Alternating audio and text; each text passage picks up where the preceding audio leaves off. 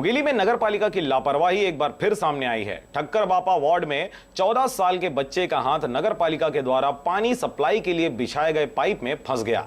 नगरपालिका मुंगेली के द्वारा अक्सर लापरवाही बरती जाती है, जिसके कारण इस प्रकार के हादसे सामने आते हैं। आपको बता दें, नगरपालिका द्वारा बिछाए गए पाइप में जगह जगह सप्लाई के लिए छेद तो बनाया गया है, मगर उसमें टोटी नहीं लगाई गई है, जिसकी वजह से अक्सर छोटे बच्चे इनमें फंस जाते हैं।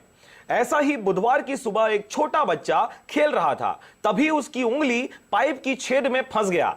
काफी मशक्कत के बाद इस क्षेत्र के रहवासियों की मदद से पाइप को ड्रिल मशीन से काटकर बच्चे का उंगली सही सलामत बाहर निकाला गया। घटना की जानकारी नगर पालिका को दिए जाने के बाद नगर पालिका के कर्मचारी मौके पर तो पहुंचे, हालांकि उनके पहुंचने तक बच्चे की उंगली रेस्क्यू कर बाहर निकाला जा चुका था। आपको बता दें कि बहुत से वार्डों में पाइपलाइन के लिए बिछाए गए पाइपों में अभी तक टोटी नहीं लगाई गई है, जिसकी वजह से रोज हजारों लीटर पानी बर्बाद हो रहा है। बहरहाल इस छोटे बच्चे की उंगली तो सही सलामत निकाल लिया गया है, मगर अब देखने वाली बात यह होगी कि कब तक नगर पालिका के द्वारा ऐसे खुले कनेक्शन रखने वाले कर्मचारियों के ऊपर कार्रवाई की जाती है, या फिर ऐसे ही छोटे बच्चे नगर पालिका की लापरवाही का शिकार बनते रहेंगे।